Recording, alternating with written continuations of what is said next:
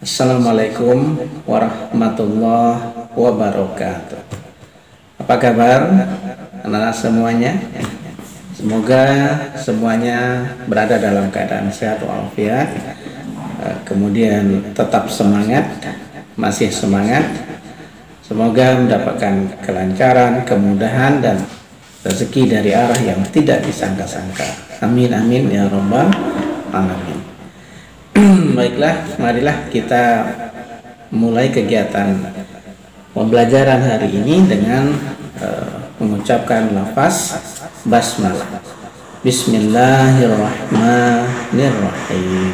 Dan untuk mendapatkan berkah dan ridho dari Allah, marilah kita bersama-sama berdoa sesuai dengan keyakinan dan kita masing-masing.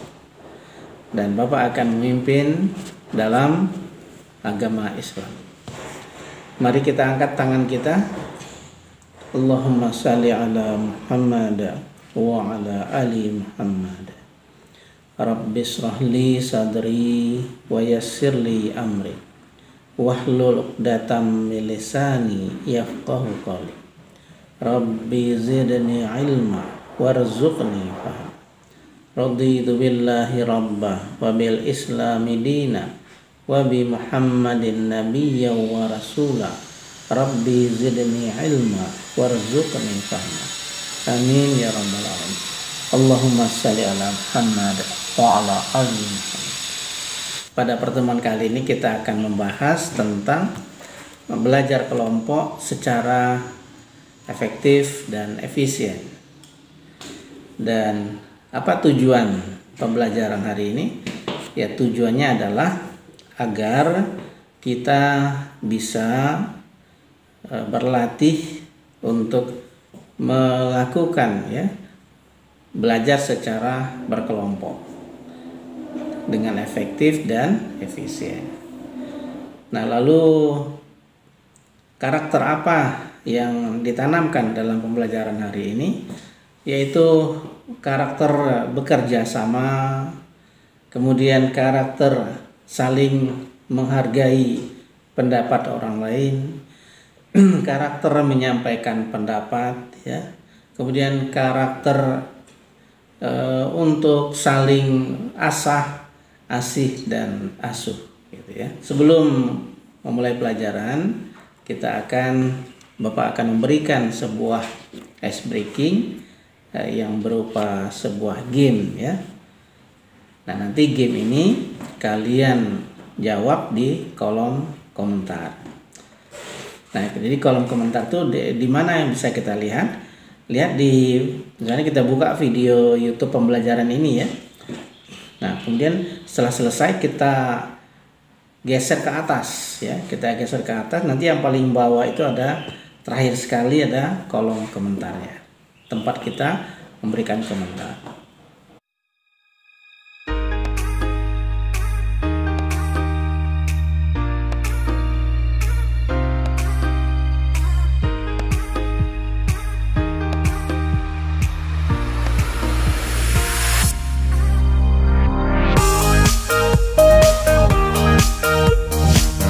Sebelum kita belajar, kita tarik nafas yang dalam dulu supaya lega dan plong, ya. Silakan.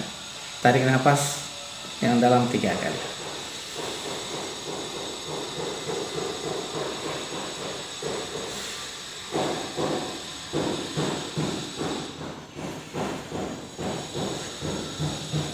Ya, sudah agak enakan kan?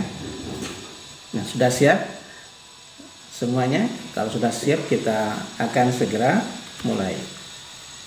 Nah, baiklah anak-anak semuanya, dalam kehidupan sehari-hari, ya, dalam kenyataan kita, dalam perilaku lingkungan hidup kita sehari-hari di luar sana, kita lihat bahwa kelompok ini dibutuhkan oleh masyarakat dalam kehidupan sosial, ya.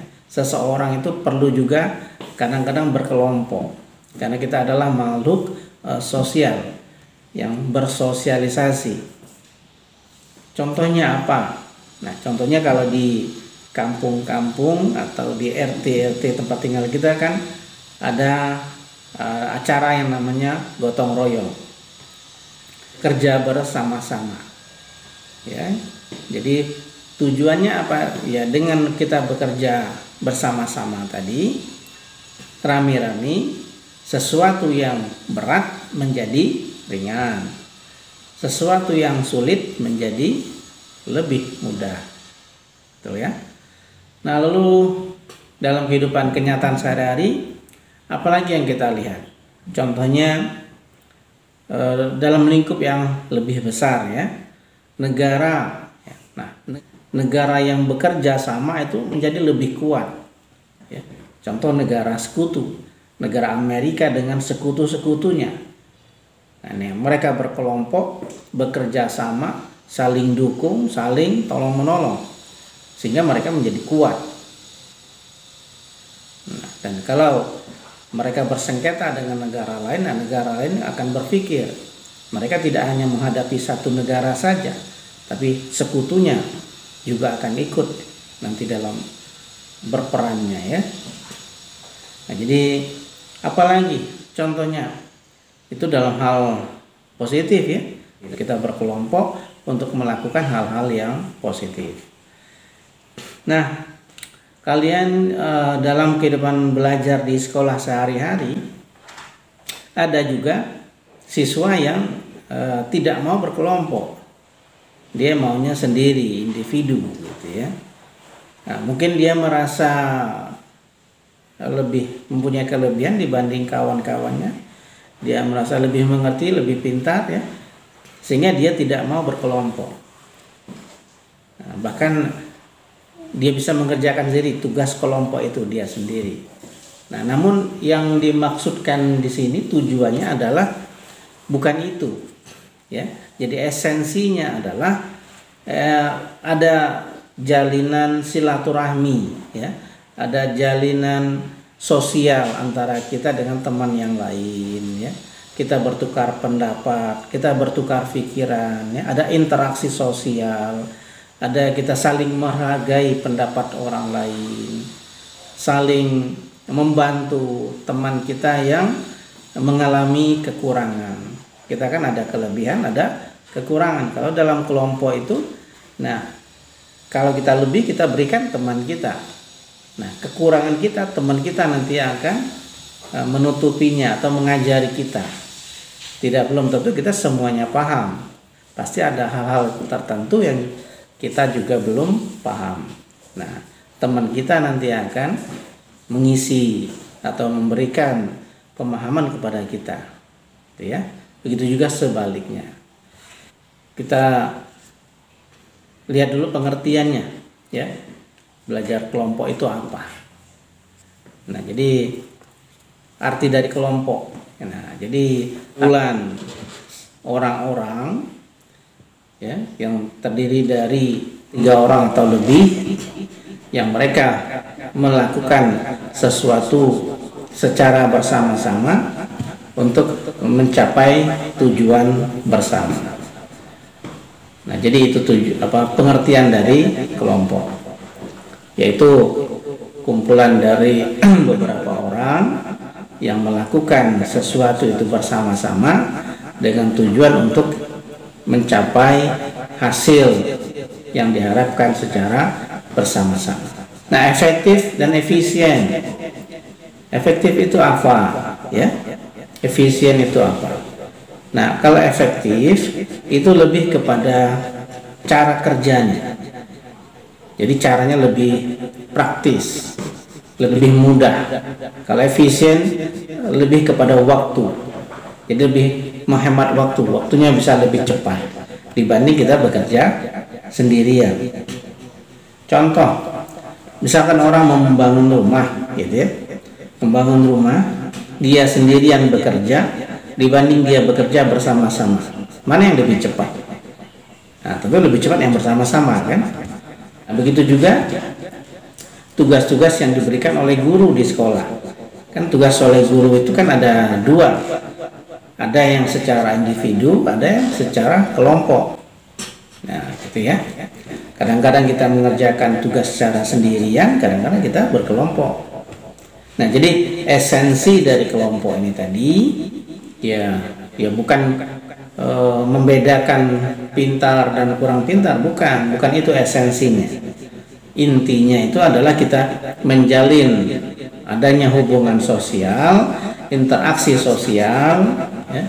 Lalu kita ada juga menghargai orang lain, menghargai perbedaan pendapat, dan juga tidak egois dengan idenya sendiri, tidak memaksakan kehendak, dan di situ ada persatuan juga, ya, ada nilai-nilai persatuan. Nah, kemudian bagaimana caranya agar kita bisa melakukan kegiatan kelompok ini dengan efektif dan efisien? Jadi caranya yang pertama adalah kita membuat struktur anggota dulu. Misalkan kita sudah tahu ya jumlah kelompok kita ini berapa orang, misalnya apa 5 orang, apa 6 atau 7 gitu ya. Nah, kita buat dulu strukturnya. Kita pilih siapa yang jadi ketua, siapa yang jadi sekretaris, ya, siapa yang jadi bendahara. Nah, ketua ini tadi, pemimpin kelompok ini nanti yang akan mengkoordinir, mengatur jalan kegiatan dari belajar kelompok itu. Nah, lalu yang kedua ada pembagian tugas yang merata. Jadi maksudnya tugas itu kita bagi sama rata, semuanya kebagian tugas. Semuanya kebagian tugas. Nah, lalu tentukan materi pembelajaran yang akan dilaksanakan. Jadi ada tugas dari guru apa misalnya, dari guru IPA misalnya ya. Materinya apa? Jadi kita sudah tahu, sudah jelas, sudah tahu. Oh, ini akan kita bahas dalam kelompok ini nanti. Nah, lalu fokus ya, semuanya itu adalah fokus agar fokus pada tujuan belajar kelompok. Apa tujuannya? Misalnya membahas atau diskusi memecahkan suatu masalah tentang pelajaran yang ada di IPA. Nah, kita fokus pada itu saja. Jadi kita tidak membicarakan hal-hal yang lain yang di luar dari masalah itu tersebut ya. Tidak membicarakan yang lain dari materi tersebut. Nah, lalu menentukan tempat belajar kelompok. Nah, kita sama-sama ya musyawarah sama-sama di mana akan dilakukan belajar kelompok itu. Misalkan di rumah si A, apakah di rumah si B, atau di rumah si C dan sebagainya. Ya. Jadi itu ditentukan.